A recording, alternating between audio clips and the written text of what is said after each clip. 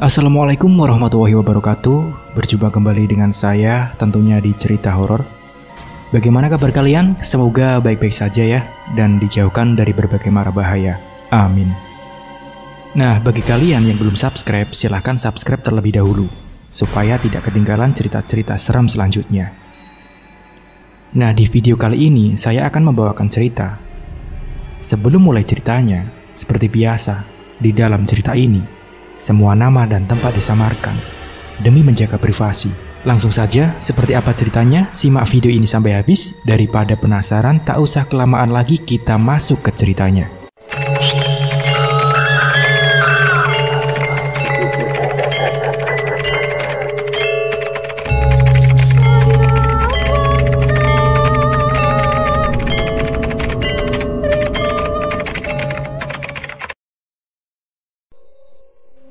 Suara kentongan terdengar riuh dari arah pos kampling, membangunkan warga yang tengah terlelap dalam buayan mimpi yang menari di angan-angan mereka. "Bangun, bangun, tolong, tolong!" teriak salah satu warga yang tengah kebagian jatah meronda malam. "Ada mayat gantung diri di rumah keranda. Ayo bangun semua!" Bapak-bapak yang satunya tak kalah seru berteriak membangunkan warga. Semua warga yang mendengar kegaduhan di luar rumah segera beranjak bangun dari tidur mereka untuk mengetahui gerangan apa yang tengah terjadi. "Ada apa toh Mali? Parjo kok berisik banget?" kata Pak RT menanyakan kepada kedua satpam suruhannya yang membuat kegaduhan. Itu Pak RT. Di rumah keranda ada mayat perempuan," jawab Pak Mali. "Mayatnya lagi hamil kayaknya Pak RT. Perutnya buncit, gede banget," timpal Pak Parjo tak mau ketinggalan. "Waduh, ada mayat Pak RT. Gimana ini Pak?" teriak beberapa warga yang berada di tempat itu. "Ya sudah, mari kita datangi rumah keranda itu," jawab Pak RT kemudian. Pak RT pun bersama warga pergi menuju ke arah makam, karena rumah keranda berada di dalam makam, guna mencari kebenaran atas berita yang Pak Parjo dan Pak Mali gembor-gemborkan. Setelah tiba di makam, warga mengucap salam terlebih dahulu sebelum memasukinya, lalu menuju rumah keranda yang berada di tengah makam. Betapa kagetnya warga begitu membuka pintu. Terlihat mayat seorang perempuan yang sedang hamil besar tengah tergeletak di atas keranda yang tak berpenutup. "Ya Allah, benar itu ada mayat!" teriak salah satu warga, lalu diikuti yang lainnya. "Pak RT, bagaimana ini Pak?" ucap Pak Parjo. "Mau kita apakan jenazah ini Pak?" tanya Pak Mali kemudian. "Sebaiknya kita bawa saja jenazah perempuan ini ke masjid, agar jenazah ini bisa dirumat secepat mungkin. Dan tentunya barang siapa, mungkin nanti ada warga yang mengenalinya. Setelah nanti saya serukan kabar meninggalnya beliau," jawab Pak RT penuh wibawa. Warga kemudian mengangkat keranda yang di atasnya ada mayat perempuan tersebut, lalu beramai-ramai membawanya ke masjid desa setempat. Waktu menunjukkan pukul 04.15, tanda masuk waktu sholat subuh. Muazin pun mengumandangkan azan. Sontak, warga yang berada di tempat itu langsung pulang dan mengganti pakaian mereka dengan pakaian yang lebih bersih dan rapi. Warga lalu berbondong-bondong mendatangi masjid guna melaksanakan jamaah sholat subuh dengan dipimpin Ustadz Rizal sebagai imamnya. Semua warga kusuk mengikuti jamaah sholat subuh, namun berbeda dengan Pak Parjo dan Pak Mali yang berada di saf paling belakang. Pak Parjo dan Pak Mali sama-sama mendengar suara perempuan yang tengah menangis. Dalam keadaan masih sholat, keduanya bergidik ngeri karena lampu yang terletak di teras, tepatnya di atas keranda yang ada jenazah tersebut, tiba-tiba mati dan ditangkap ekor kedua mata Pak Parjo dan Pak Mali. Setelah sholat usai, warga dibuat kebingungan karena saat sebelum warga menjalankan jamaah sholat subuh, marbot yang mengurus masjid itu baru saja mengganti lampu yang berada di teras dan disaksikan oleh mereka pula. Namun belum juga sholat usai, lampu itu sudah mati lagi. "Astagfirullahaladzim, lampunya hidup!" teriak warga saat lampu di teras itu tiba-tiba hidup dengan sendirinya. Seketika, warga bergidik ngeri. Tengkuk mereka meremang disertai angin dingin yang merasuk ke persendian tulang mereka. Ini ada apa ya? Pertanyaan pun muncul di setiap pikiran mereka. Sudah, Bapak Ibu semuanya, mari kita lanjutkan wirid setelah sholat dulu, ucap Ustadz Rizal mencoba menenangkan keadaan. Parjo, Mali, kamu berdua jangan di depan, takut nanti ada apa-apa, bisik Pak RT yang berada di soft depannya Pak Mali dan Pak Parjo. Siap Pak RT, jawab Pak Mali dan Pak Parjo bersamaan. Pak Mali dan Pak Parjo pun keluar dari masjid dan berjaga di depan sesuai dengan instruksi dari Pak RT. Hingga tiba-tiba saat warga yang berjamaah tengah kusyuk wiridan, Pak Mali dan Pak Parjo kembali merasakan suatu keganjilan saat berjaga di teras depan. Bulu kuduk kedua satpam itu meremang usai mendengar lagi suara tangisan yang berarah dari keranda tempat jenazah perempuan tadi dibaringkan. Parjo, kamu dengar gak? Tanya Pak Mali sambil menyenggol tangan Pak Parjo. Mali, kamu juga dengar toh? Kirain cuma aku yang dengar perempuan lagi menangis, jawab Pak Parjo sambil memegang tangan Pak Mali. Parjo, takut ya takut aja, gak usah pakai pegang tangan dong, nanti dikira jeruk makan jeruk, gerutu Pak Mali yang sebenarnya tengah menahan rasa takut. Sumpah Mal, aku takut banget, kita masuk ke masjid aja yuk, ajak Pak Parjo yang sudah tak tahan dengan situasi yang ada. Kamu gak dengar Parjo? Kita kan disuruh jaga-jaga di sini. Suruh itu jagain cewek bunting, jawab Pak Mali ngasal sembari mengisyaratkan dengan matanya. Akhirnya Pak Parjo dan Pak Mali meneruskan berjaga di serambi masjid, meskipun dengan ditemani gangguan yang berasal dari dalam keranda. Assalamualaikum warahmatullahi wabarakatuh. Inna lillahi wa inna ilaihi roji'un. Terdengar suara Ustadz Rizal menyerukan kabar meninggalnya seseorang melalui pengeras suara masjid. Warga tampak keluar dari rumah masing-masing karena ingin mendengarkan lebih seksama tentang siapa dari warga mereka yang telah berpulang ke rahmatullah. Warga pun tampak bingung karena diperintahkan agar segera mendatangi masjid setelah sholat subuh. Selain itu, Ustadz Rizal juga tidak menyebutkan siapa gerangan warganya yang sudah meninggal. Setelah warga yang tidak ikut berjamaah subuh memenuhi serambi masjid, Pak Firman sebagai ketua RT setempat memberikan suatu kabar yang membuat takut sekaligus mengagetkan warga.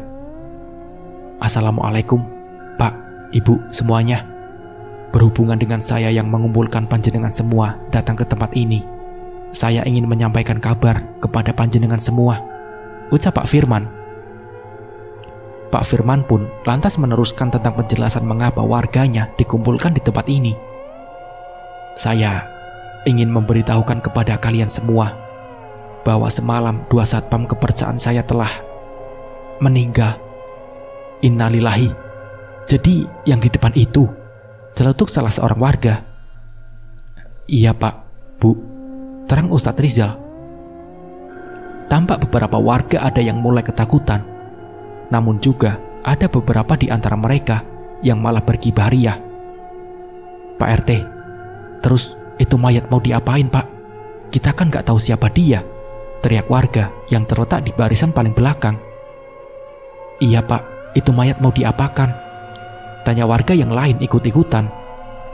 Situasi makin tidak kondusif.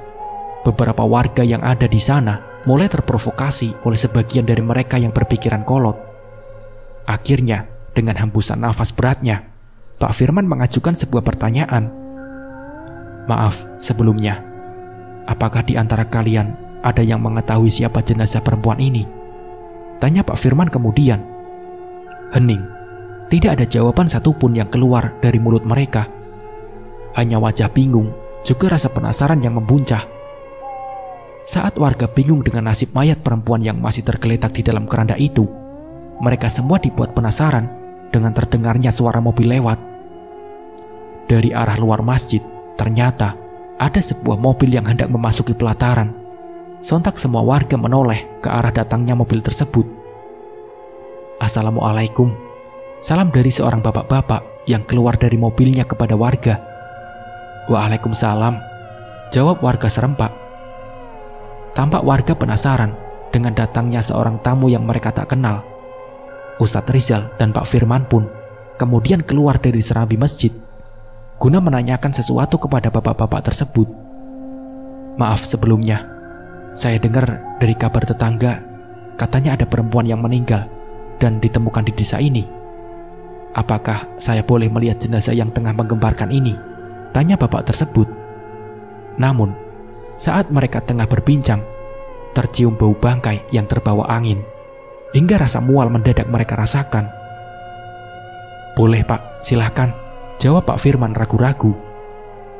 Tanpa menghiraukan lagi bau bangkai yang tercium, bapak-bapak itu mendekati jenazah wanita yang tergeletak di atas keranda.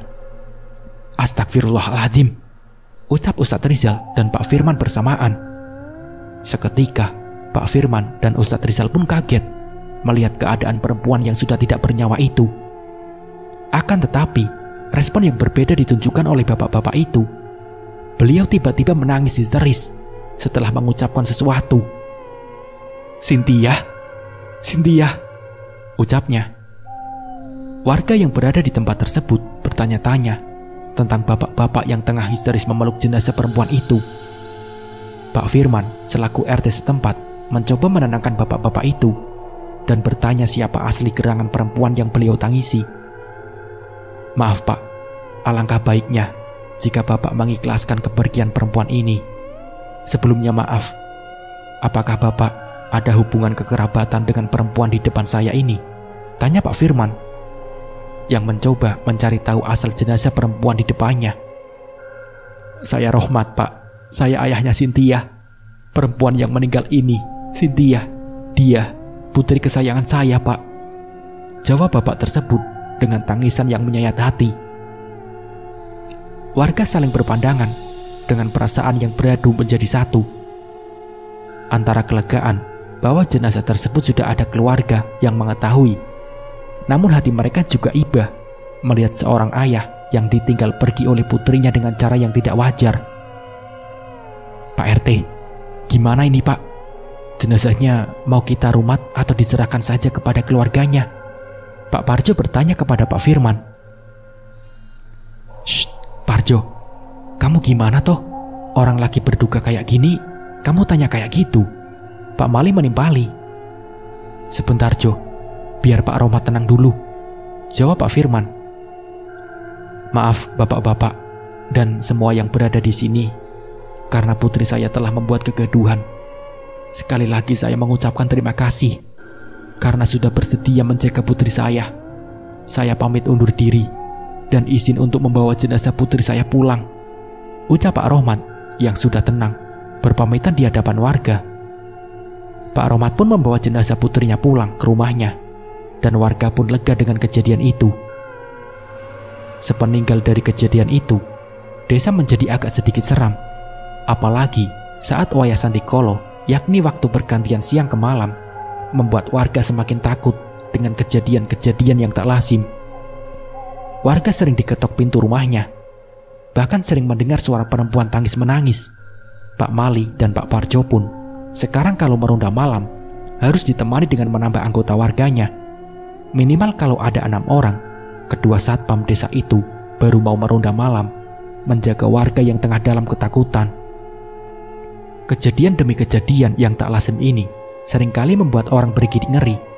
Seperti halnya contohnya pada malam ini, di mana Pak Parjo dan Pak Mali yang tengah menunaikan tugasnya dengan ditemani oleh sebagian warga. Pak Parjo yang biasanya selalu konyol dengan tingkahnya, terlihat berbeda dengan malam ini saat meronda.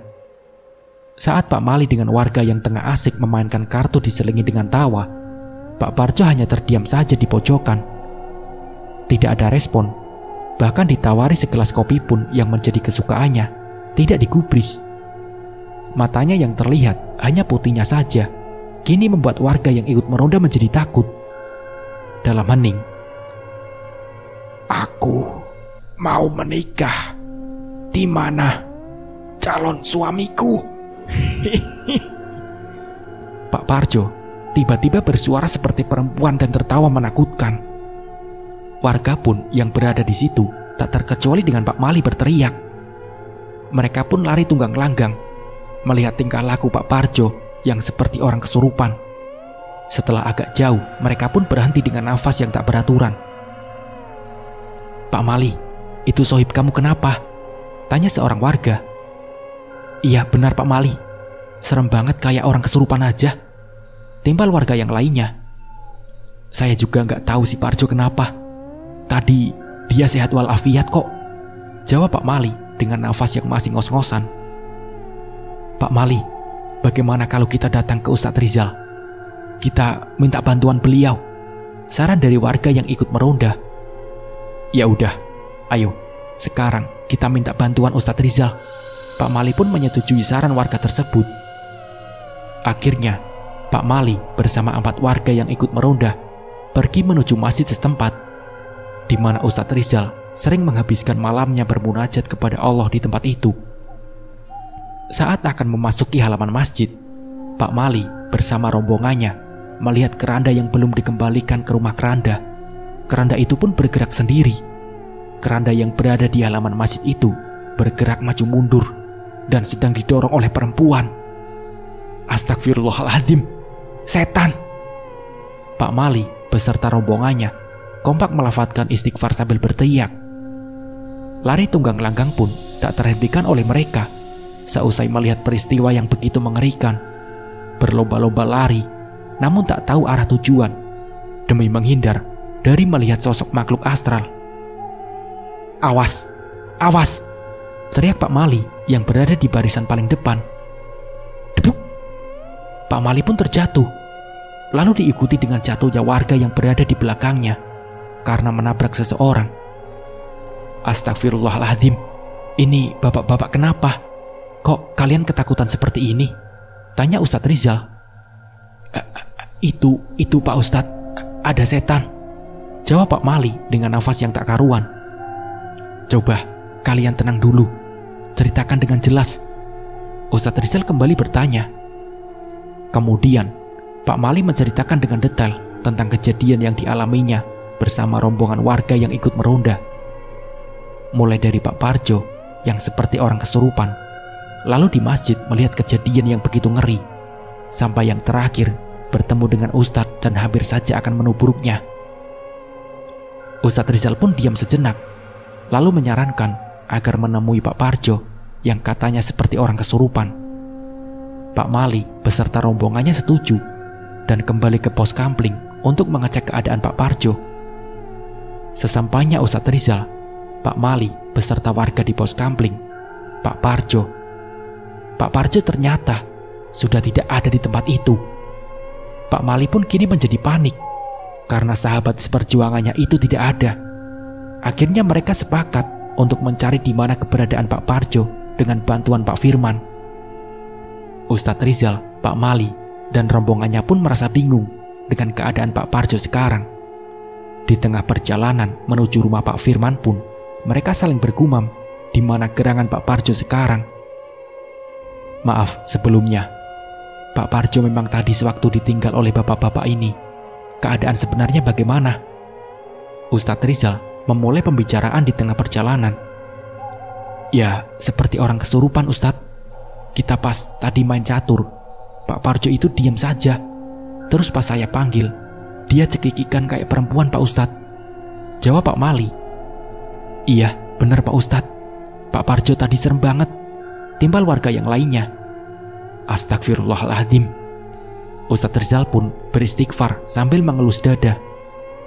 Rombongan Ustadz akhirnya sampai di rumah Pak Firman. Pak Mali kini tengah mengetok pintu rumah yang berada di ujung desa ini. Pak Mali pun mengetok pintu, dan Pak Firman pun terbangun mendengar pintu rumahnya diketok. "Assalamualaikum Pak Firman," Ustadz Rizal melafadzkan salam. "Waalaikumsalam." "Iya, sebentar," jawab Pak Firman dari dalam rumah. Terdengar suara kunci rumah yang gemerincing, pertanda sang penghuni rumah akan membukakan pintu. "Loh, ada Pak Ustadz toh? Mali, kok bawa rombongan ronda? Ada apa ini Mali? Parjo kemana? Kok gak ada?" tanya Pak Firman setelah membukakan pintu. "Maaf sebelumnya Pak Firman. Kami datang ramai-ramai menjelang tengah malam, ucap Pak Ustadz. Kami datang ke sini ingin memberitahukan tentang keadaan Pak Parjo saat ini, lanjut Ustadz Rizal. Lah, memangnya kenapa dengan si Parjo? Dia sakit atau apa? Pak Firman kembali bertanya. Begini Pak Firman. Pak Mali pun menceritakan tentang kejadian yang menimpa Pak Parjo, sekaligus peristiwa ngeri yang mereka lihat di masjid sampai bertemu dengan Ustadz Rizal. Pak Firman mengangguk-anggukkan kepalanya, diam sejenak, lalu memutuskan untuk pergi bersama rombongan ronda menuju kediaman Pak Parjo. Rombongan pun setuju dan berangkat menuju kediaman Pak Parjo. Seperempat jam mereka berjalan dan sampailah di rumah Pak Parjo yang nampak asri ditumbuhi bunga-bunga dan tanaman hias di pekarangan rumahnya. Pintu pun diketok. Assalamualaikum. Pak Firman mengucap salam. Waalaikumsalam. Terdengar suara perempuan menjawab salam dari dalam rumah. Pintu terbuka dan keluarlah seorang perempuan yang tak lain adalah istri dari Pak Parjo. Oh, ada Pak Firman, Ustadz Rizal, dan bapak-bapak juga. Mari silakan masuk. Yang bernama Bu Zia mempersilakan masuk. Tidak usah Bu, kami hanya sekedar bertanya, apakah Pak Parjo sudah pulang ke rumah atau belum?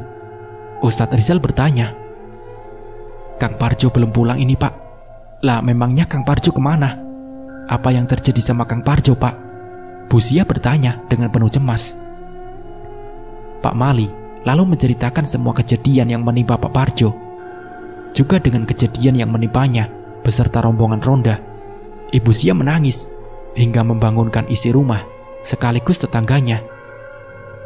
Tetangga Bu Zia nampak keluar rumah dan mencari asal-muasal kegaduhan.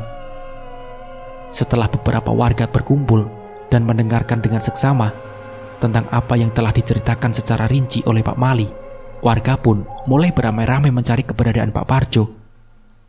Namun sungguh sayang, hingga waktu menunjukkan akan masuknya waktu sholat subuh, Pak Parjo belum juga diketemukan. Dengan berat hati, warga pun pulang ke rumah mereka masing-masing dan mengganti pakaiannya dengan yang lebih rapi karena akan mengikuti jamaah subuh. Warga telah berkumpul di masjid dan sholat jamaah subuh pun dimulai dengan tenang dan khusyuk. Namun berbeda dengan Pak Mali dan rombongan ronda yang tadi malam mendapat jatah meronda. Orang-orang tersebut nampak ketakutan mengingat kejadian di halaman masjid tadi malam. Nampak wajah kegelisahan walau mereka sedang bersama banyak jamaah yang lain dalam masjid. Sholat subuh pun usai. Ustadz Rizal memulai membuka pembicaraan setelah wiridan ba'da subuh rampung. Semua jamaah mendengarkan dengan seksama tentang rencana pencarian Pak Parjo yang belum juga ditemukan. Namun belum Ustadz Rizal mengakhiri musyawarah, Ustadz Rizal menganjurkan agar keranda yang masih berada di halaman masjid supaya dikembalikan ke rumah keranda yang berada di tengah makam. Pak Mali beserta 3 warga mengikuti perintah dari Pak Firman untuk mengembalikan keranda ke rumahnya di makam. Sedang warga yang lain berpencar untuk melanjutkan kembali mencari di mana keberadaan Pak Parjo sekarang. Saat warga desa setempat tengah beramai-ramai mencari di mana Pak Parjo berada, di rumah Pak Parjo sendiri terlihat banyak ibu-ibu yang menemani Mbak Zia. Di mana Mbak Zia dalam keadaan yang memprihatinkan. Ya Allah, Kang Parjo, kamu di mana, Kang? Terdengar suara Mbak Zia yang tengah menangis sambil memanggil-manggil nama suaminya. Sabar Mbak Zia, semoga Pak Parjo segera diketemukan. Bu RT mencoba menenangkan Mbak Zia. Betul Mbak Zia, kita doakan saja semoga Pak Parjo lekas diketemukan, timpal ibu-ibu yang lain. Ibu, Bapak, kok nggak pulang-pulang? Bapak, kemana Bu? Terdengar suara anak Mbak Zia yang menangis pula. Genduk, Bapak nanti pulang kok, Duk. Doakan saja Bapakmu, Duk. Jawab Mbak Zia menguatkan putra semata wayangnya yang berusia 4 tahun itu. Pak Mali dan ketiga warga yang baru sampai di makam, setelah menempuh waktu 20 menit karena jarak yang cukup jauh, langsung menuju ke rumah keranda yang berada di tengah makam. Ya Allah, Parjo! Teriak Pak Mali. Begitu membuka pintu rumah keranda, dan melihat Pak Parjo tengah tertidur di ruangan itu. "Kenapa Pak Mali?" teriak warga yang lain. "Ada apa Pak? Kok teriak Pak Parjo?" Warga yang satunya mengikut. Parjo ada di sini," jawab Pak Mali dengan raut kebingungan. "Mana Pak, mana?" Warga yang berada di luar rumah keranda segera masuk ke dalam sambil bertanya. "Loh, Pak Mali, ini Pak Parjo kok ada di sini?" tanya warga yang baru masuk kepada Pak Mali. "Saya juga nggak tahu Pak. Coba kamu berdua panggil warga yang lain. Aku sama kamu jaga di sini," perintah Pak Mali kepada kedua bapak-bapak tersebut. Kemudian kedua bapak-bapak tersebut pergi dari makam dan mencari warga lainnya yang juga tengah mencari keberadaan Pak Parjo. "Pak Firman, Pak Parjo sudah ketemu Pak," teriak salah satu bapak yang telah menemukan Pak Parjo. "Yang benar Pak. Lalu di mana Parjo sekarang?" tanya Pak Firman. "Di rumah keranda Pak. Ayo kita ke sana sekarang." Bapak itu pun menganjurkan agar mendatangi rumah keranda. "Sebentar Pak," jawab Pak Firman. "Ustadz Rizal, sebaiknya Ustadz memberitahukan warga yang lain untuk menghentikan pencarian, karena Pak Parjo sudah ketemu." Pak Firman memberikan saran kepada Pak Ustadz yang tengah bersamanya mencari Pak Parjo tersebut. "Baik Pak, saya akan mengumumkan lewat pengeras suara dari masjid. Saya undur diri," ucap Pak Ustadz. Kemudian bapak-bapak tadi beserta Pak Firman mendatangi rumah keranda yang berada di tengah makam itu. Setelah sampai di rumah keranda tersebut, warga mencoba membangunkan Pak Parjo. Cukup lama untuk membangunkan Pak Parjo. Namun setelah Pak Parjo bangun dari pingsannya, Pak Parjo terlihat seperti orang linglung. Pak Parjo terlihat ketakutan, seperti orang yang dikejar setan. Selain itu, Pak Parjo juga tidak mau diajak pulang ke rumah dan berteriak tidak jelas. Baru setelah Ustadz Rizal datang dan membacakan Al-Fatihah, Pak Parjo mulai sadar, namun dalam keadaan yang sangat lemah, hingga untuk berjalan pun harus dipapah oleh 2 orang. Pak Parjo lalu pulang dengan dipapah oleh Pak Mali dan 1 warga lainnya. Di perjalanan pulang, tiada henti, Pak Parjo sering tiba-tiba kaget merasa ketakutan, seperti sedang diawasi oleh sesuatu yang menakutkan. Pak Mali seperti merasakan sesuatu keanehan pada diri Pak Parjo, karena semasa hidupnya, Pak Parjo adalah sosok yang selalu ada di saat susah atau malangnya Pak Mali. "Jo, istighfar Jo." Tiada henti, Pak Mali mengingatkan Pak Parjo di tengah perjalanan. Diam tak bersuara, badan gemetaran dan lemas adalah keadaan yang tengah Pak Parjo rasakan. Setibanya di rumah, Pak Parjo disambut oleh anak dan istrinya, juga beserta ibu-ibu tetangga yang sedari tadi menunggu kepulangan Pak Parjo. Pak Parjo lalu dibaringkan di kasur kamarnya. Sementara itu, Ustadz Rizal menganjurkan agar warga keluar dari rumah dulu karena ada suatu hal. Akhirnya warga mengikuti apa yang diperintahkan oleh Ustadz Rizal. Mereka keluar dari rumah Pak Parjo, sedangkan Pak Firman dan Pak Mali tetap di dalam menemani Ustadz Rizal mengobati Pak Parjo yang tengah dalam keadaan pengaruh makhluk tak kasat mata. Ustadz Rizal kemudian meminta Bu Zia yang berada di samping Pak Parjo untuk membawakan segelas air putih. Pak Parjo yang sedari tadi melamun tiba-tiba menjerit kepanasan saat Ustadz Rizal memegang ubun-ubunnya dengan disertai melafalkan doa. Cukup kau manusia. Hentikan. Aku bilang hentikan." Terdengar raungan suara Pak Parjo seperti suara seorang perempuan. "Kalau kamu mau keluar dari tubuh ini, maka aku tidak akan menyakitimu," Ustadz Rizal menjawab teriakan makhluk yang merasuki tubuh Pak Parjo. "Aku akan pergi kalau aku mendapatkan keadilan," timbal suara makhluk tadi. "Baiklah, tapi ceritakan dulu siapa kamu dan keadilan apa yang ingin kamu dapatkan," jawab Ustadz Rizal. Setelah beberapa saat, Pak Parjo kemudian bangun dan memeluk Bu Zia dengan ketakutan yang masih menggelayuti. Pak Firman kemudian bertanya kepada Pak Parjo setelah dirasa Pak Parjo sudah tenang. mengenai bagaimana Pak Parjo bisa dirasuki oleh makhluk tersebut. Pak Parjo pun menceritakan di mana waktu itu saat akan menuju pos kampling, Pak Parjo mendengar suara perempuan menangis di jalan menuju arah kuburan. Pak Parjo yang mempunyai naluri seorang bapak-bapak tidak tega mendengar rintihan suara perempuan tersebut. Namun saat Pak Parjo menegur perempuan yang menangis tadi, Pak Parjo kaget bukan main. Karena perempuan yang tadi menangis adalah perempuan yang meninggal gantung diri beberapa waktu yang lalu. Pak Parjo seketika pingsan di tempat, dan saat bangun, tubuhnya seperti ada yang mengendalikan. Saat berada di pos kampling, Pak Parjo memberontak, ingin memberitahukan kepada Pak Mali, juga warga yang berada di situ, bahwa dirinya sedang berada di bawah pengaruh makhluk yang begitu mengerikan. Barulah Pak Mali dan warga yang lain sadar saat makhluk itu menampakkan dirinya yang berada di tubuh Pak Parjo. Setelah itu, Pak Parjo dibawa oleh makhluk tersebut menuju rumah keranda, di mana rumah itu menjadi saksi dia gantung diri. Pak Parjo dibiarkan begitu saja oleh makhluk itu setelah melepaskan diri dari tubuh Pak Parjo. Dan begitu bangun, Pak Parjo bingung karena berada di rumah keranda dan tengah dikelilingi oleh warga. Sedangkan Pak Parjo masih tengah dalam rasukan makhluk perempuan tak kasat mata itu. Semua yang berada di situ tampak hening dengan adanya teror yang mulai masuk ke desanya. Pak Firman lalu memutuskan untuk mendatangi kediaman perempuan yang meninggal gantung diri beberapa hari yang lalu. Dengan disetujuinya saran Pak Firman selaku RT setempat oleh warganya, Pak Firman dengan ditemani Ustadz Rizal juga Pak Mali mencari tahu alamat Pak Rohmat, yakni wali perempuan yang bernama Cynthia yang meninggal tidak wajar tersebut. Akhirnya mereka menemukan rumah Pak Rohmat. Setelah hampir lamanya, Pak Firman beserta Ustadz Rizal mencari keberadaan tempat tinggal Pak Rohmat.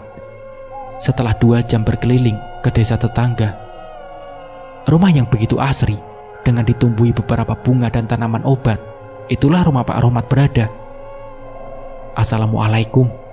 Pak Firman mengucap salam sambil mengetuk pintu.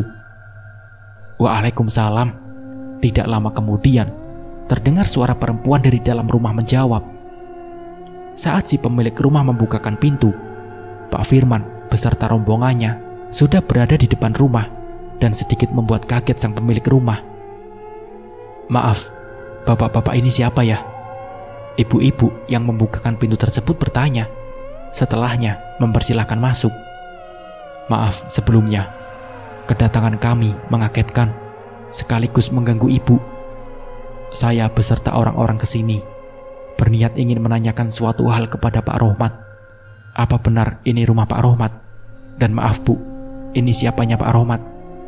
Tanya Pak Firman dengan beberapa pertanyaan. Saya ini istrinya Pak Rohmat, dan bapak keadaannya sedang tidak baik sepeninggal Cynthia.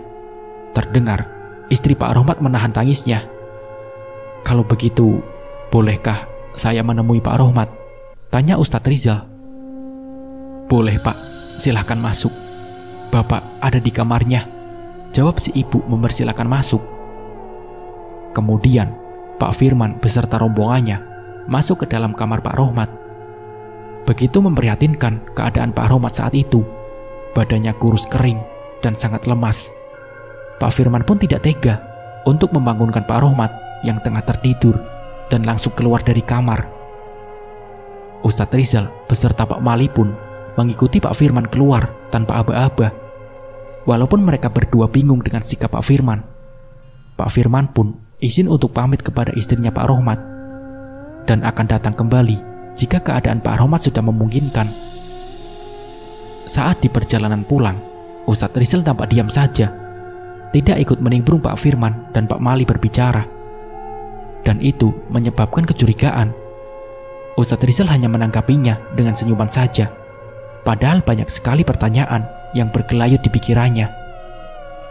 Saat memasuki rumah Pak Rohmat, Ustadz Rizal seperti merasakan sesuatu aura yang sangat kuat. Dan bahkan di dalam rumah Pak Rohmat banyak sekali makhluk yang menampakkan sosoknya yang begitu sangat mengerikan. Namun semua itu Ustadz Rizal pendam sendiri dan tidak berani untuk memberitahukannya kepada Pak Firman juga Pak Mali. Setelah sampai di gapura desa mereka, tampak warga yang tengah beramai-ramai menuju rumah salah seorang warga. Mereka bertiga lalu menyusul warga yang lain menuju rumah yang tengah ramai tersebut. Ternyata di rumah salah satu warga tersebut ada bayi yang meninggal. Ustadz Rizal pun mendekati bayi tersebut. Setelah diamati dengan seksama dan tak lupa dibacakan amalan tanpa ada orang yang lain tahu, Ustadz Rizal mendapati kejanggalan dalam kematian bayi tersebut. Ustadz Rizal hanya diam saja karena tidak ingin menambah kesedihan wali bayi tersebut. Ustadz Rizal bersama warga yang lain merumat bayi itu agar segera dimakamkan, sedang warga yang lain bergotong royong membuat makam si bayi di kuburan. Setelah acara pemakaman bayi selesai, Ustadz Rizal kemudian pulang ke rumahnya dan tidak kembali lagi ke rumah keluarga yang sedang berkabung. Warga yang lain pun sama, langsung pulang ke rumah mereka masing-masing untuk membersihkan diri setelah memakamkan jenazah bayi tersebut. Di rumah, Ustadz Rizal tak henti-hentinya memikirkan tentang jenazah bayi yang meninggal tidak wajar itu. Namun Ustadz Rizal tidak bisa mengatakan kepada wali yang kehilangan bayinya karena waktu dan keadaan yang tidak memungkinkan. Di sisi lain, Pak Firman juga mulai curiga dengan gerak-gerik Ustadz Rizal. Karena semenjak pulang dari rumah Pak Rohmat sampai pemakaman jenazah bayi usai, Ustadz Rizal terkesan bersikap aneh dan menyembunyikan suatu hal, namun tidak ingin jika ada orang lain yang mengetahuinya. Pak Firman pun yang semakin penasaran dengan sikap Ustadz Rizal mencoba mendatangi kediaman beliau. "Assalamualaikum." Pak Firman mengucapkan salam setelah berada di depan rumah Ustadz Rizal. "Waalaikumsalam." Sebentar, terdengar suara Ustadz Rizal dari dalam rumah. "Oh, Pak Firman, mari Pak, silakan masuk," tawar Ustadz Rizal. "Iya Pak Ustadz," sahut Pak Firman. Pak Firman pun kemudian bertanya kepada Ustadz Rizal tentang sikapnya yang aneh sejak pulang dari rumah Pak Rohmat sampai pemakaman jenazah bayi itu selesai. Ustadz Rizal hanya menanggapinya dengan senyuman sambil berkata bahwa dirinya sedang tidak enak badan. Makanya Ustadz Rizal tidak banyak bicara waktu itu. Pak Firman pun sepertinya percaya dengan penuturan yang diberikan oleh Pak Ustadz Rizal. Karena sewaktu Pak Firman berbicara dengan Ustadz Rizal sering bersin dan merah matanya. Setelah Pak Firman puas dengan jawaban yang diberikan oleh Pak Ustadz Rizal, Pak Firman pun meminta izin untuk pamit. Ustadz Rizal mengantar Pak Firman sampai depan gerbang rumahnya, kemudian masuk ke rumah dan tiduran di kamarnya. Sebenarnya, Ustadz Rizal ingin memberitahukan sesuatu hal yang dirasa ganjil menurutnya. Baik itu saat berkunjung ke rumah Pak Rohmat atau saat merumat jenazah bayi sebelum dimakamkan. Namun, Ustadz Rizal berpendapat bahwa keganjilan yang ia rasakan sebaiknya ia telusuri terlebih dahulu sebelum memberitahu kepada orang lain. Malam harinya, Ustadz Rizal bersama warga yang lain menghadiri acara tahlilan di rumah warga yang tengah bergabung tersebut. Dari awal mulai hingga acara tersebut usai, Ustadz Rizal bernafas lega karena tidak ada kejadian aneh yang terjadi. Ustadz Rizal pun bersama warga lain pamit untuk pulang. Sesampainya di rumah, waktu menunjukkan pukul 10 malam. Ustadz Rizal pun langsung masuk ke kamar sholatnya, kemudian melaksanakan 2 rakaat sholat sunnah. Lalu setelahnya mujadahan. Tirakat itulah hal yang sedang dilakukan oleh Ustadz Rizal, bermunajat kepada Allah dan memohon keselamatan dunia akhirat. Saat Ustadz Rizal tengah bermujadah, terdengar suara-suara begitu mencekam dan menyayat hati meminta pertolongan.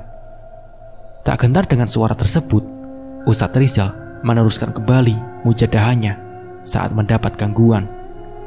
Baru saja suara-suara itu terhenti, di dalam kamar sholat Ustadz Rizal seperti ada angin besar yang datang. Ustadz Rizal lalu menyuruhkan bacaan mujadahnya agar tidak terganggu oleh mereka yang mencoba mengganggunya. "Astagfirullahaladzim, astagfirullahaladzim." Prek! Terdengar suara jendela yang terbuka dengan sendirinya. "Ya Allah, aku memohon perlindungan-Mu." Dengan suasana yang makin mencekam, Ustadz Rizal semakin mengusyukkan bacaan mujadahnya. Akhirnya, setelah beberapa saat, angin yang berembus kencang perlahan-lahan mulai menghilang, hingga Ustadz Rizal mengucap syukur. Setelah Ustadz Rizal selesai dari mujadahnya, kembali dia akan menutup kaca jendela yang tadi sempat terbuka dengan sendirinya. Astagfirullahaladzim.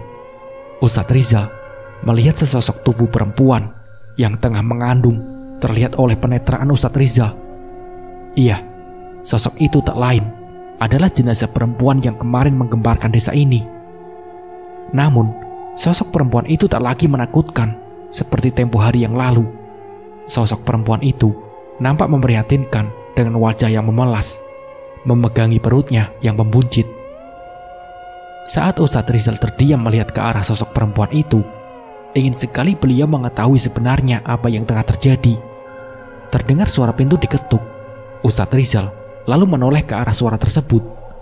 Saat Ustadz Rizal kembali melihat ke arah di mana sosok perempuan itu mendatanginya, sosok perempuan itu sudah tidak ada lagi.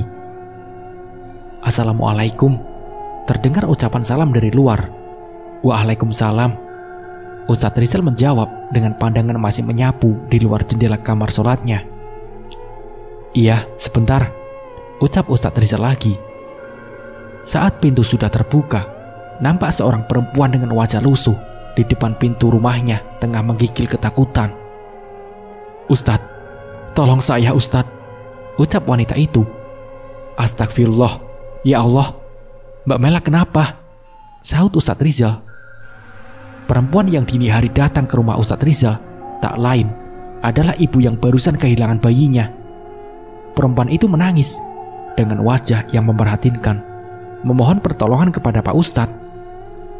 Ustadz Rizal nampak bingung dengan situasi ini.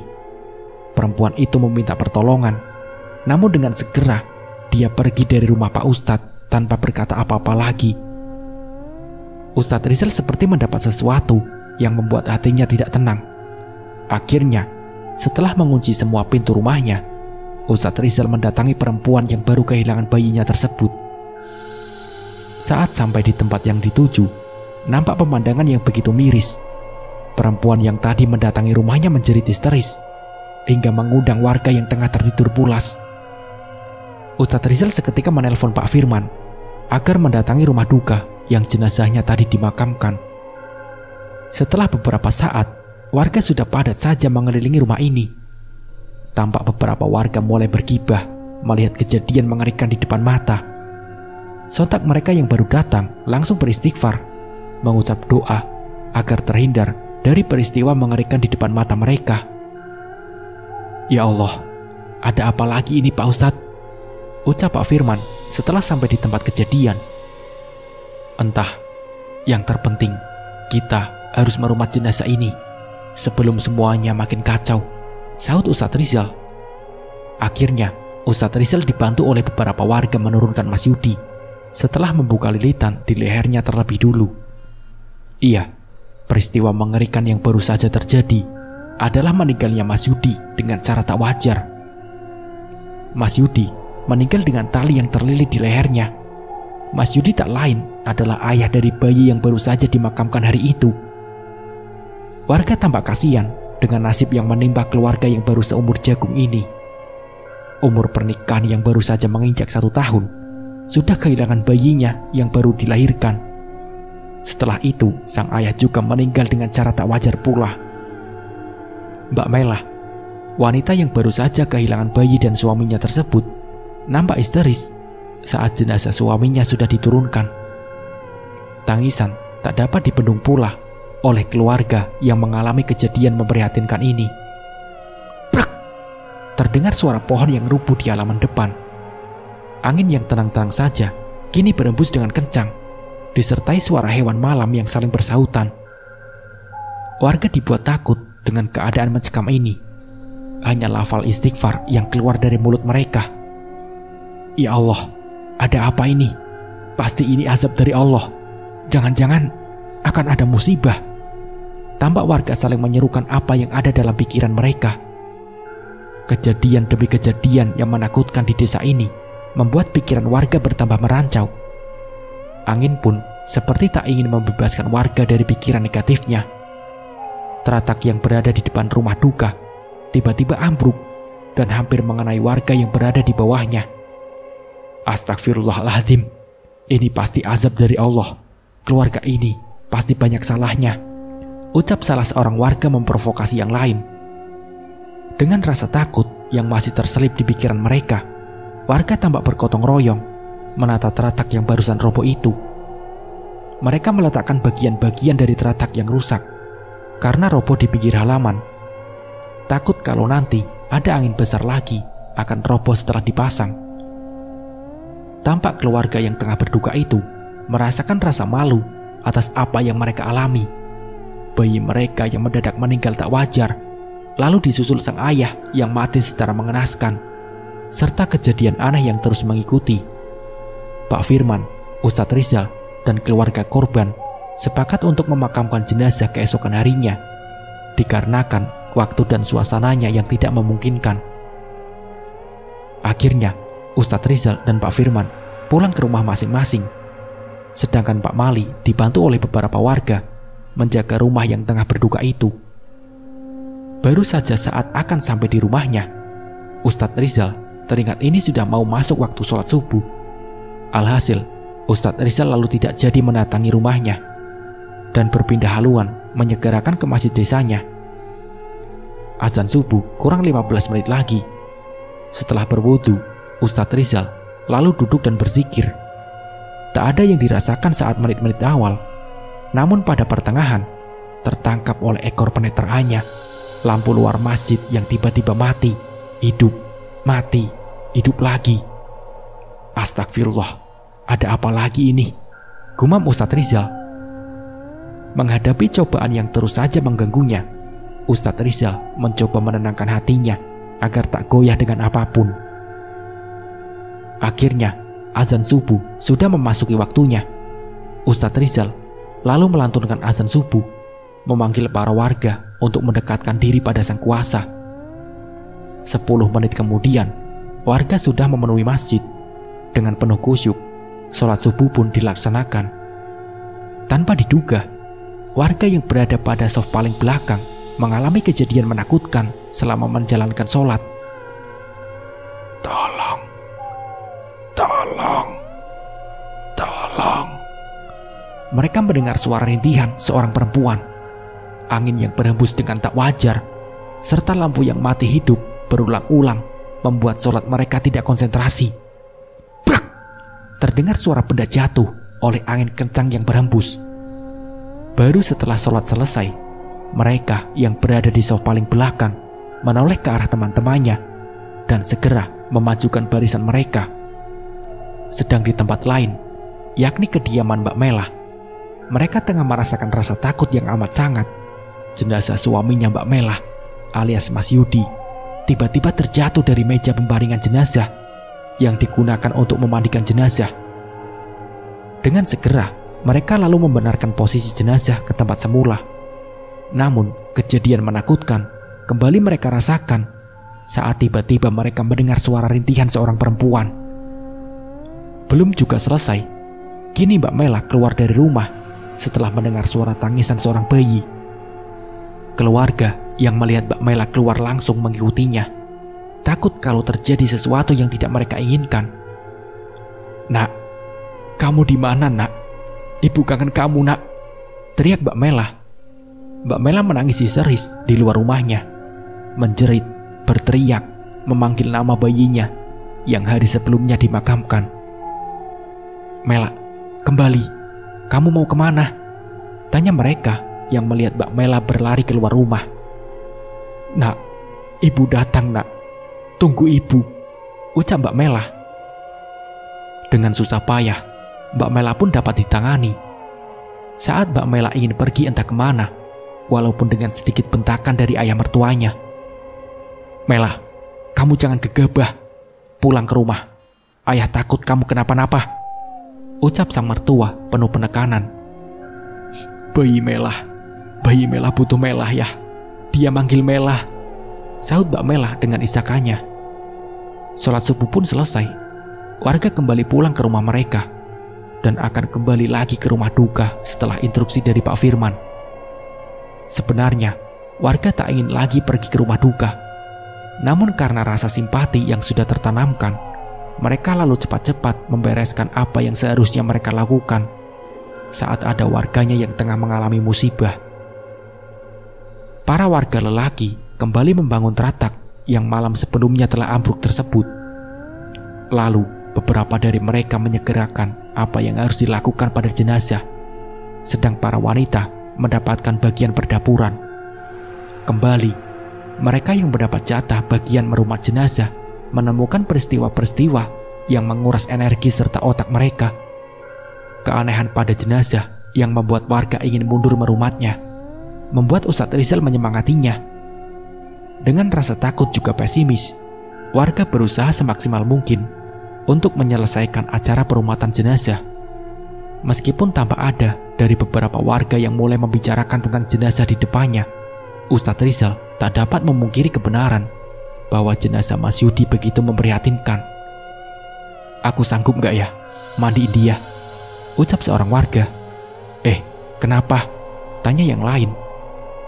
"Jenazahnya kayak gitu," jawabnya. Bau yang menyengat dari awal saat akan dimandikan, kulit di tubuh yang berwarna biru karena memar, mulut dan mata yang sulit sekali untuk ditutup, serta angin yang berhembus hanya di area pemandian jenazah membuat siapapun tak segan untuk membicarakannya. "Pak Ustadz, aku menyerah aja kayaknya. Aku tidak sanggup, Pak Ustadz," ucap seorang warga yang ikut memandikan jenazah. "Aku juga, Pak Ustadz, tidak sanggup," sahut yang lain. "Bapak-bapak semua, mari kita baca doa dulu. Tenang dan luruskan hati kalian. Semoga jenazah dapat kita rumat dengan wajar sesegera mungkin. Saya mohon bapak-bapak semua, jangan ada yang mengeluh. Saya mohon bantuan dari kalian," ucap Ustadz Rizal. Akhirnya, dengan susah payah jenazah pun dapat diatasi. Dan setelah waktu yang cukup lama, acara pemberangkatan jenazah menuju makam dilaksanakan. Saat warga mulai tenang dengan keadaan yang membuat siapapun bergidik ngeri, kembali mereka rasakan kejadian demi kejadian yang menakutkan saat berada di makam. Brak! Terdengar suara benda jatuh dari dalam rumah keranda. Liang kubur alias tempat pembaringan terakhir jenazah Mas Yudi berada benar di samping rumah keranda. Jadi, semua warga yang ikut memakamkan dapat mendengar dengan jelas asal suara tersebut. "Loh, kok kosong?" ucap seorang warga. "Apanya yang kosong?" tanya warga yang lain. "Ini, nggak ada benda yang jatuh. Tapi kok..." potong seorang warga. Setelah terdengar suara benda jatuh, memang ada warga yang inisiatif untuk melihat benda apa yang terjatuh, hingga menimbulkan suara yang agak lumayan keras. Namun saat pintu dibuka dan melihat sekeliling, warga itu tak menemukan apapun. Kembali, warga lekas memakamkan jenazah karena waktu yang sudah molor dari jadwal yang sudah ditentukan. Iya, jenazah yang semuanya akan dimakamkan pukul 8 pagi. Kini sudah mau masuk zuhur tapi belum juga selesai. Terdengar suara petir yang menggelegar. Tak cukup sampai di situ, jenazah yang baru saja akan diturunkan di liang lahat terjatuh karena warga yang sempat panik hingga tidak konsen dengan jenazah yang dipegangnya. Angin berhembus dengan kencangnya, disusul mendung yang kian menyelimuti warga, membuat rasa takut yang membuncah. Pak Kaum lekas-lekas mempercepat acara pemakaman jenazah, meskipun rintik hujan mulai berjatuhan. Warga yang mengikuti acara pemakaman jenazah hanya bisa merapalkan doa, berharap tidak terjadi apa-apa.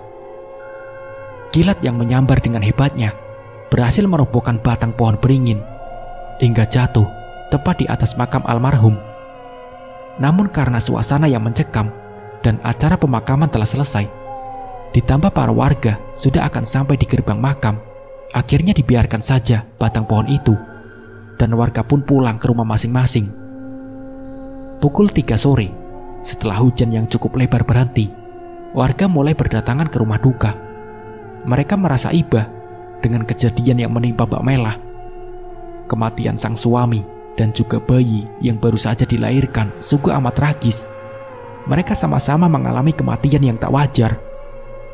Seminggu berlalu, Saat warga mulai tenang dengan peristiwa yang menggemparkan desanya itu, kini warga dibuat kaget dengan kuburan almarhum Mas Yudi yang ambles. Pak Mali dan Pak Parjo yang sudah mulai aktif lagi menjaga satpam desa, ngeri melihat kondisi makam yang seperti itu.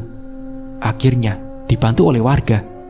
Setelah Pak Parjo dan Pak Mali koar-koar tentang keadaan makam Mas Yudi, makam pun menjadi lebih baik keadaannya. Berbeda dengan warganya, Ustadz Rizal mendapat gangguan di setiap malamnya. Beliau yang selalu bermunajat kepada sang Kholik terus saja didatangi oleh perempuan yang meninggal waktu itu. Tak henti-hentinya gangguan itu mendatanginya, seolah perempuan itu hendak ingin mengatakan sesuatu. Malam ini, tepat sebelum makam almarhum Mas Yudi ditemukan ambles, didatangi lagi oleh perempuan yang meninggal waktu lalu. Dengan tatapan sayu, perempuan itu berucap sebuah pembalasan dendam. Namun, sepertinya tak dihiraukan. Ustadz Rizal meneruskan kembali wiridnya tanpa memperhatikan perempuan tersebut. Alhasil, pada hari berikutnya terjadi berita menggemparkan tentang makam almarhum Mas Yudi yang ambles. Mbak Mela yang seperti mendapat ancaman mendatangi rumah Ustadz Rizal setelah makam almarhum suaminya dibenarkan. "Assalamualaikum Pak Ustadz, saya Mela," ucap Mbak Mela setelah mengetuk pintu. "Waalaikumsalam," jawab Pak Ustadz Rizal.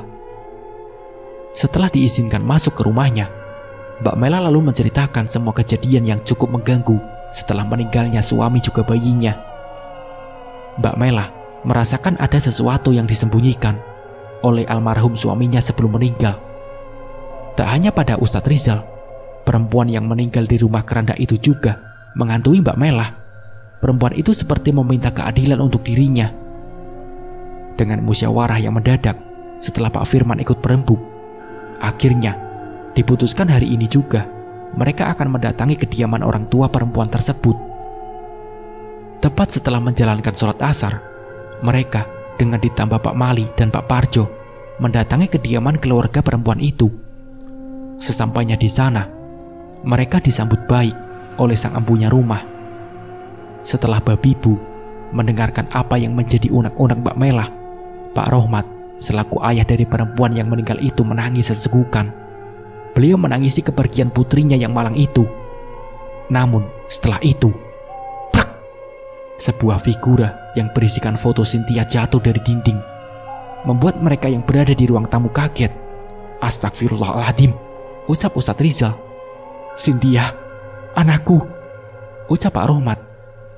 Seketika, istri dari Pak Rohmat mengeluarkan air mata saat memungut puing-puing kaca yang berserakan.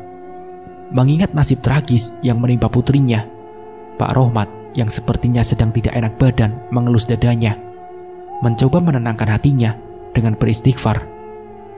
"Cynthia, dia anak yang baik, dia anak yang berbakti, dia anak penurut."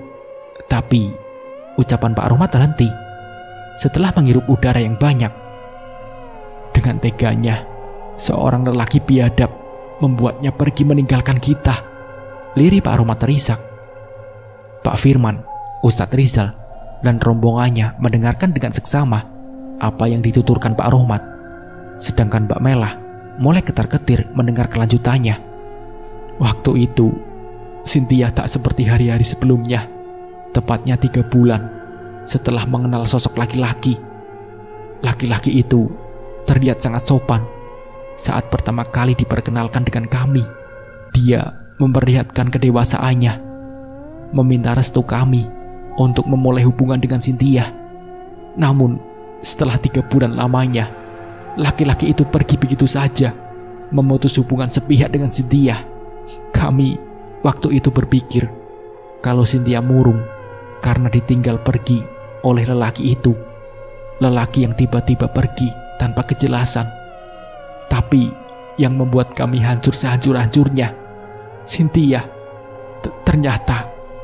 Pak Rohmat kembali menghirup udara yang terasa berat.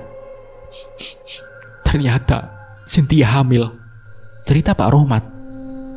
Kedua orang tua Cynthia mulai menangis, mengingat nasib putrinya yang sangat memilukan. Sedang satu sisi, Mbak Mela mulai merasakan kekhawatiran dan mulai menebak-nebak Pak Rohmat lalu melanjutkan ceritanya. Lelaki biadab itu tega meninggalkan Cynthia yang tengah hamil anaknya demi perempuan lain. Aku memang bodoh. Tak seharusnya aku memberi restu pada mereka sebelum mencari tahu dahulu latar belakang lelaki itu. Lelaki yang dengan tega melukai hati Cynthia. Tanpa disadari, dia sebenarnya juga melukai hati seorang perempuan lain. Lelaki itu menerima perjodohan dengan seorang perempuan. Namun sayangnya, dia tidak mencintai istrinya, bahkan setelah menikah. Lalu, setelah itu, dia bertemu dengan Cynthia dan memulai sebuah hubungan. Namun setelah 3 bulan lamanya, lelaki itu pergi dari Cynthia setelah mengatakan bahwa dia sudah menikah dan istrinya dinyatakan positif hamil. Lelaki itu hanya pamit tanpa mendengarkan apa yang ingin Cynthia katakan. Iya, Cynthia mengadakan pertemuan dengannya untuk memberitahu bahwa dirinya sedang hamil anaknya. Namun, belum juga kata itu terucap, lelaki itu pergi setelah meminta maaf tanpa mengetahui apa yang sebenarnya terjadi. Kami, orang tua Cynthia, mengetahui kalau Cynthia hamil saat perutnya mulai membesar. Kami bertanya tentang keadaannya, dan dengan segera putri kami meminta maaf, mengatakan kebenaran yang begitu menyesakkan dada. Kedua orang tua Cynthia pun menangis terisak. Tak hanya itu, kami juga merasakan betapa hancurnya hati orang tua saat putri yang mereka sayangi mengalami nasib yang begitu tragis. Setelah tenang, Pak Rohmat kembali meneruskan. Kami sangat hancur melihat putri kami yang kehilangan keceriaannya mengurung di kamar hingga tak pernah bernafsu untuk makan. Kami pun akhirnya mencari alamat di mana lelaki itu tinggal bersama istrinya. Dan saat kami telah menemukan alamat itu, Cynthia diam-diam mengetahuinya dari percakapan kami. Usia kandungan Cynthia ternyata sama dengan istri dari lelaki itu. Dan betapa bodohnya kami saat ingin menemui lelaki itu. Cynthia berujar kalau keadaannya sedang tidak enak. Alhasil, kami tidak jadi pergi dan menunggu Cynthia di rumah. Malam harinya, kami mendengar dari beberapa tetangga yang mengabarkan ada orang yang gantung diri di desa sebelah. Kami tidak berpikiran apapun saat itu, tapi saat menjelang waktu subuh, kami mulai merasa was-was saat pintu kamar Cynthia belum juga terbuka. Cynthia, anak yang selalu tepat waktu untuk mengerjakan ibadah sholat dan selalu rutin menjalankan sholat sunnah malam. Pikiran kami semakin tak menentu saat pintu dikunci dari dalam dan tidak ada sahutan dari Cynthia saat kami memanggil namanya. Dengan susah payah, pintu kudobrak, namun Cynthia sudah tidak ada di kamarnya. Pintu jendela terbuka dan nampak di atas kasurnya ada foto yang berisikan keluarga dari lelaki yang telah menyakitinya. Kami tambah khawatir saat melihat foto satu keluarga itu penuh darah. Pikiran kami tak menentu, dan pada akhirnya setelah menjalankan sholat subuh, kami berkunjung ke desa di mana terdengar kabar ada perempuan yang gantung diri. Setelah bertemu dengan kalian semua, hati dan pikiran saya tambah kacau saat melihat ada keranda yang tergeletak di halaman masjid. Saya sungguh sakit melihat seseorang yang berada dalam keranda itu. Tak disangka, dia memilih jalan yang tak kami duga. Pak Rohmat dan istrinya menangis, mengingat kembali peristiwa yang memilukan itu. Pak Rohmat mengakhiri ceritanya. Semua yang berada dalam ruang tersebut begitu menghayatinya, merasakan begitu hancurnya hati orang tua melihat nasib tragis putrinya. Mbak Mela hanya bisa menundukkan kepalanya, merasakan betapa hancurnya dia kalau berada di posisi Cynthia. Mbak Mela juga merutuki dirinya, mengapa bisa menyakiti hati seorang perempuan tanpa dia ketahui. Waktu menunjukkan pukul 9 malam. Saat mereka berpamitan dengan yang punya rumah, dalam perjalanan pulang, mereka berpikir dengan otak mereka masing-masing. Brek! Hingga saat melewat area pemakaman, angin tiba-tiba berhembus kencang dan merobohkan pohon di depan mereka hingga membuat mereka berhenti. Tampak dari arah mereka akan pulang, terlihat sosok yang mengerikan dengan wajah penuh amarah. Sosok itu menghadap lurus. Pada sosok itu mengarahkan pandangannya jelas menuju Mbak Mela. Dengan penuh ketakutan, Mbak Mela lantas bersembunyi di belakang Pak Ustadz Rizal. Astagfirullahaladzim. Sontak, lafal istighfar keluar dari mulut masing-masing. Pak Ustadz, tolong saya Pak Ustadz, lirih Mbak Mela. Perbanyak istighfar Mbak, suruh Pak Ustadz Rizal. Sosok mengerikan itu lalu mendekat dengan seringannya yang menakutkan. Angin malam yang berhembus ditambah sepinya tempat itu membuat suasana yang makin mencekam. Biasanya jam segini masih ada orang maupun kendaraan yang seliweran, tapi mendadak gak ada yang lewat, bisik Pak Parjo. Iya, mendadak sepi banget. Aduh, saya jadi pengen ngompol nih, balas Pak Mali kemudian. Kamu harus mati, kata itu keluar dari sosok mengerikan, hingga membuat semua orang yang ada di tempat merasakan ketakutan. Nyawaku harus kamu bayar. Kamu yang membuatku seperti ini. Kamu yang membuatku berpisah dari Mas Yudi. Dan sekarang kamu harus merasakan apa yang aku rasakan, ucap sosok mengerikan itu penuh penekanan. Iya, sosok yang mengerikan tersebut adalah perempuan yang meninggal mengenaskan tempo hari, setelah sebelumnya membuat huru-hara hingga Pak Parjo menjadi salah satu korbannya. Istirahatlah kamu dengan tenang di alam sana. Tidak ada gunanya kamu menuntut atas apa yang tidak mereka fahami, ucap Ustadz Rizal pada sosok itu. Nyawa harus dibayar dengan nyawa, tekan sosok mengerikan itu. Angin malam yang berembus kian kencang, ditambah suara lolongan hewan malam terdengar dari segala penjuru, membuat ketakutan yang amat sangat. Pak Parjo dan Pak Mali saling berpelukan, merasakan ketakutan yang begitu besar. Mbak Mela dengan kekuatan yang dia miliki lantas bersuara. Tidak ada perempuan yang tidak tersakiti dalam hubungan ini. Kamu korban dari nafsu Mas Yudi. Aku pun juga bernasib sama sepertimu, diselingkuhi setelah aku menikah dengannya. Dan selingkuhan itu adalah kamu. Kamu dan aku sama-sama mengandung anak dari Mas Yudi dengan nasib yang tak sama. Tapi mengapa kamu berbuat sedemikian terhadap bayiku? Aku tahu kamu yang membuat bayiku meninggal dunia. Kamu juga yang meneror Mas Yudi sampai-sampai dia mengakhiri hidupnya dengan cara yang tak wajar. Kamu pula yang menerorku dengan segala tipu dayamu agar aku juga mati sama seperti keluargaku. Mati dengan cara tak wajar bukan? Teriak Mbak Mela berapi-api. Namun seperti membenarkan, sosok mengerikan itu tertawa menakutkan. Lalu dengan suaranya yang melengking, sosok perempuan itu mendekat dan berniat akan menyerang Mbak Mela. Dari arah berbeda, tak disangka sepasang suami istri muncul, membuat sosok mengerikan itu menghentikan langkahnya. Duk, jangan membebani dirimu dengan perbuatan seperti ini. Hidupmu sudah berhenti saat kamu memutuskan mengakhiri hidupmu dengan cara seperti itu. Jangan menyalahkan orang lain yang tak mereka ketahui. Dia juga korban sama sepertimu, seru Pak Rohmat. Sosok mengerikan yang tak lain almarhum Cynthia kini membatu mendengar apa yang dikatakan orang tuanya. Tidak ada gunanya kamu membalas dendam. Ikhlaskan apa yang sudah kamu alami. Tenanglah, kamu di alam sana. Ayah dan ibumu sudah ridho, Nduk. Lanjut Pak Rohmat. Bagai tak bertulang, sosok mengerikan itu jatuh, seperti memahami apa yang dikatakan oleh kedua orang tuanya. Sosok mengerikan itu lalu menangis, dan secepat kilat pergi setelah menunjukkan senyumnya yang teduh dengan wajah yang tak lagi menakutkan sebelumnya.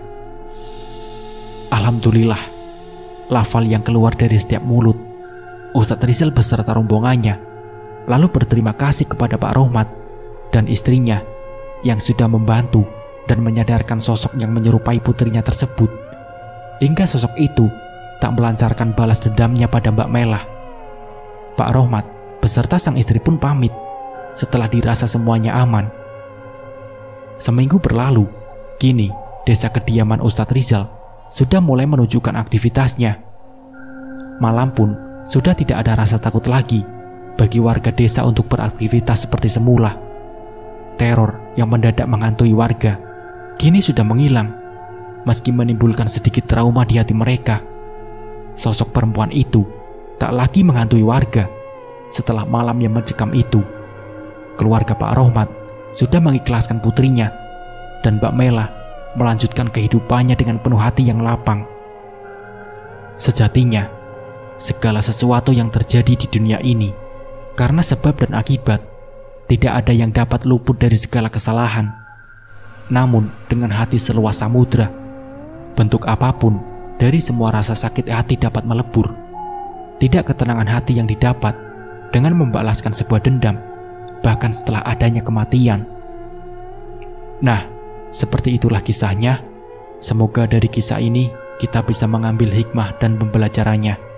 Mungkin cukup sekian dari saya. Wassalamualaikum warahmatullahi wabarakatuh.